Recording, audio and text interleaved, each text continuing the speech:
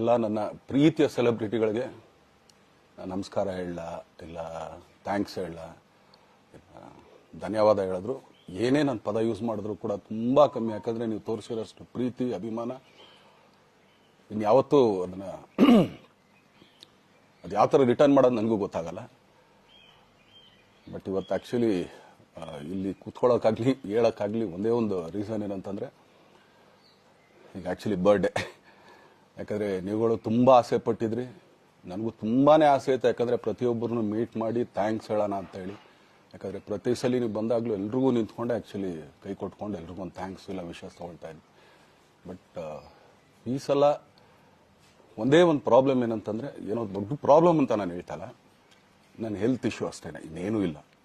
ಯಾಕಂದರೆ ನಾನು ತುಂಬ ಹೊತ್ತು ನಿಂತ್ಕೊಳ್ಳೋಕ್ಕಾಗಲ್ಲ. ಯಾಕಂದರೆ ಏನು ಪ್ರಾಬ್ಲಮ್ ಅಂತ ನಿಮ್ಗಳಿಗೂ ತುಂಬ ಚೆನ್ನಾಗಿ ಗೊತ್ತು. ಯಾಕಂದರೆ ನಿಂತ್ಕೊಂಡು